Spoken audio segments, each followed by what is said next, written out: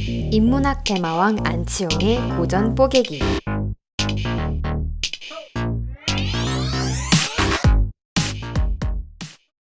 보와리 부인은 프랑스 작가 귀스타브 플로베르가 1857년에 쓴 소설로서 한 여인의 이상과 그에 대한 환멸, 절망에 빠지는 과정을 사실주의적으로 그려내고 있습니다. 낭만적 사랑을 이제 얘기를 하려면은 낭만주의 자체를 우리가 생각을 해봐야 되죠, 그죠? 낭만주의는 고전주의에 대한 반동이잖아요. 반동이라기보다는 안티테제죠. 안티테제이기 때문에 사실주의는 통상 낭만주의에 대한 또 다른 반동으로 왔다고 보고, 그러면 고전주의적 세계관은 통상적인 어떤 서구적인 인식 체계에서 세계와 나로 볼 때 세계와 나가 통일됐다고 보는 게 이제 고전주의적 세계관인데, 이제 낭만주의 세계관에 가서는 그 두 개가 분리가 되죠. 세계와 나 사이에 시면이 생기고, 그런데 그럼에도 불구하고 그 시면을 나의 노력이나 나의 열정이나 나의 도전으로 뛰어넘을 수 있다고 상정하고 무모하게 덤벼가는 세계관이죠. 그렇기 때문에 낭만주의적인 사랑은 이제 뭐 그러면 아까 말했던 그 많은 것들이 이제 다 여기에 포함되는 거죠. 마담 보바리의 사랑은 그러니까 낭만적인 사랑이죠. 낭만적인 사랑인데, 다만 이제 플로베르의 이 소설은 왜 사실주의냐?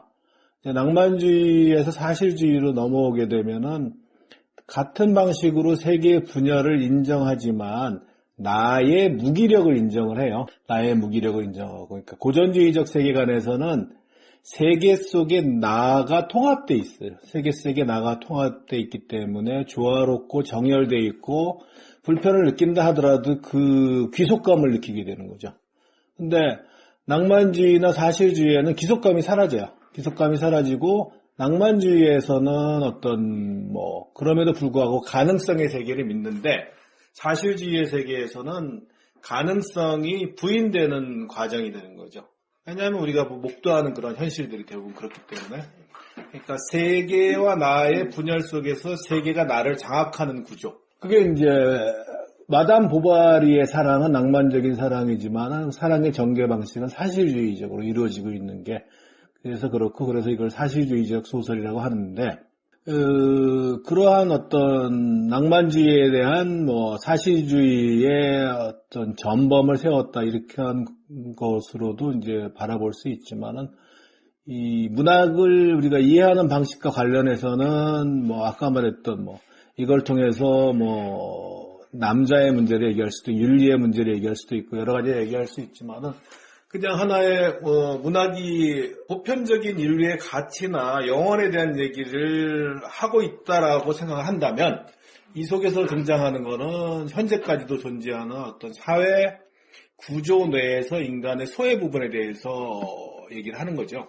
당시 사회가 그러니까 1789년 프랑스 혁명이 있고, 프랑스 혁명에는 이제 두 번의 그 중요한 혁명이 있죠. 이 10월 혁명하고 2월 혁명하고 두 번의 혁명이 있고, 다음에 파리 코민이 나오고, 이런 식으로 이제, 지금이 제5공화국이죠?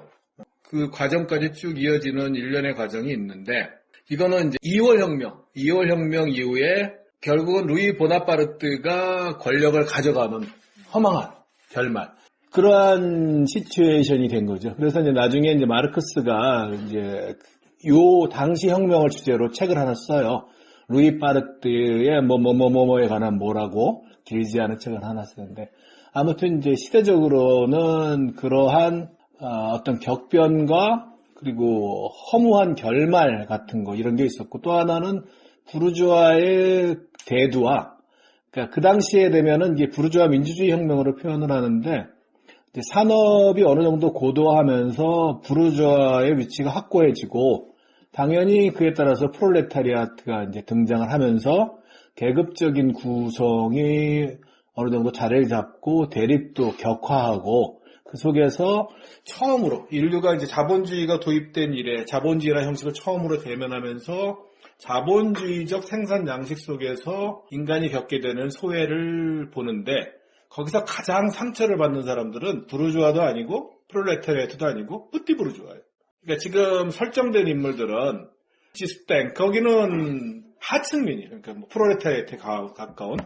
왜냐하면 노동자가 아니니까 프롤레타리아트로 분류될 수는 없지만 어쨌든 하층민이고, 그러니까 당시에 중간 계급들이죠. 여기 마담 보바리나 그또 로돌프, 레옹 뭐 이런 사람들은 사실 중간 계급인데, 하층민들에서는 물질적 직자성이라고 하는 게 있기 때문에 조금 어려운 말로 하면은, 어렵게 표현하면 신분 상승이나 비교 자체가 없고 현실에서 허덕허덕하죠. 그렇기 때문에 불안도 없고 어떤 신분 상승 욕구도 없고 로맨스도 없죠, 거기는. 근데 부르주아들은 또 다른 무심함들이 있는데, 부르주아들은 이제 그전 시대의 귀족들이 갖고 있던 위치를 통합하면서 같이 차지하게 되는데, 그들은 독특한 자신감과 지배계급이라는 그 권위 때문에 무심함으로 자신들에 대한 지위에 대한 어떤 버텨나감이 있어요. 그게 일종의 허세일 수도 있지만 그 허세 자체가 갖는 편안함과 범접할 수 없는 이런 것들이 있거든요. 어느 뭐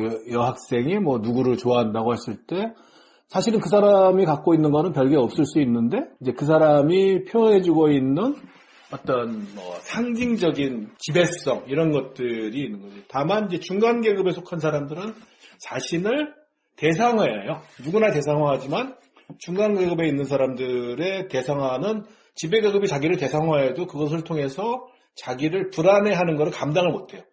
그거는 모양이 빠지는 일이기 때문에. 근데 중간 계급에 있는 사람들은 자신을 대상을 하면서 항상 상류 계급과 비교를 하고, 그 다음에 하층민에게 따라잡히지 않을까 하는 불안감 속에 사로잡혀 있죠. 그래서 자본주의적인 여러 질서가 도입되면서 기존의 어떤 로맨스 이런 거와 달리 여기서는 사실주의적이라는 소설을 얘기하는 거는 자본주의적인 질서 속에서 소외되는, 이중으로 소외되는 거죠. 여기는 여성으로서 소외되고 자본주의적 질서 속에서 소외되는, 이중으로 소외되는 어떤 인간의 모습을 통해서 거기서 뭐 우리가 쭉 봐왔던 것 같이 존재의 문제를 이제 파헤치고 있는 거죠. 답이 있냐 하면 답은 없죠, 물론. 답은 없는데, 이 구조에서 흥미로운 건 아직까지 그대로 유지되고 있다, 이 구조는. 그때에 정초되기 시작한 자본주의적 질서 구조, 그 다음에 중간 계급이 갖고 있는 불안과 대상화의 문제, 거기서 파생되는 쫓김, 이런 것들은 지금까지 유효하다. 그래서 그것들을 탈출하는 방식은 뭐 사랑일 수도 있고 뭐 여러 가지 있을 수 있겠죠. 뭐 샤를르 같은 뭐 거기도 나름대로의 방식으로 자신의 불안을 탈출하잖아요. 불안을 못 느끼는 방식으로 불안을 탈출하죠. 그래서 그게 아직까지 이어지고 있다라는 점에서 우리가 한 200년이 다 돼가는, 아직 200년은 안 됐지만 다 돼가는 책을 읽으면서 우리 시대의 모습을 비유적으로 보여주는 것 같아 라고 할 수 있다면 그것도 일종의 고전이 될 수 있는 거죠. 근데 뭐 해석하고 받아들이는 관점들은 뭐 이것을 연애학의 관점에서 이런 남자 저런 남자, 뭐 남자들의 유형으로 볼 수도 있고, 뭐 남자에 관한 에세이, 여자가 보는 하나의 뭐 재밌는 글쓰기용으로 쓸 수도 있고 하지만은, 이제 문학이 제시되는 아까 말했던 이쪽과 저쪽 간의 다리 걸침 속에서 불안해하고 힘들어하고 뭐 자고 오면 하는 이런 존재가 인간이라고 한다면은 그 모습을 문학적 형식으로, 그리고 소재 측면에서는 뭐 연애라는 방식, 그 다음에 성, 그 다음에 욕구, 욕망이라는 측면에서 드러냈다는 거는 이제 플로베르의 이 소설이 갖고 있는 장점이죠. 감정교육이라는 책도 이제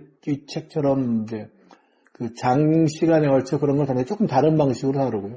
근데 이 책에서는 이제 더 본질적으로는 아까 한 사람 중요하게 취급된 사람이 웨르라는 사람이 나오는데, 그게 아까 말했던 자본주의적인 어떤 욕망 구현 장치의 촉매제 같은 거죠. 그러니까는 지금 우리가 자본주의를 설명할 때 시장 얘기를 하지만, 제가 뭐 기회 있을 때마다 하는 얘기는 공정한 시장은 없다는 거거든요.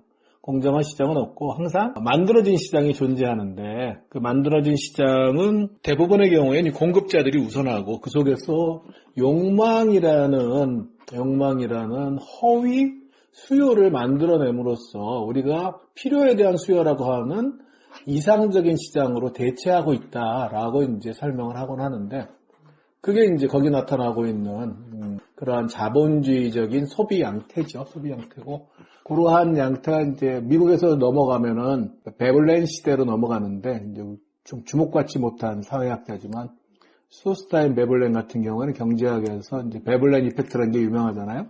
근데 거기에 이제 시기적으로 조금 넘어가면 미국에서 아마 19세기 말 정도로 기억되는데 이제 베블렌으로도 이어지고 하는 자본주의 시대가 전개되는 여러 나라에서 공통적으로 나타나는 양식이다. 그렇게 되면은 우리가 이제 자본주의적인 근본적인 소외가 중간 계급이 갖게 되는 그런 근본적인 소외가 있을 수 있고 여성으로 소외가 있을 수 있고 또 하나는 자본주의적 소비자로서 겪게 되는 소외도 여기서도 나타나는 거죠. 그리고 뭐 그거는 간단하게 우리가 지금 사채업자를 통해서 겪게 되는 뭐 흔한 괴로움 그다음에 자살 이런 거하고 연결이 되기 때문에 다만 이제 사채업자와 관련된 이 자본의 증폭 방식은 자본주의적이지만 사채업자 자체는 자본주의적 현상은 아니죠. 그건 고래 이래로 있었던 현상입니다. 그렇게 이 책을 뭐 좀 볼 수 있지 않을까 그렇게 생각을 합니다.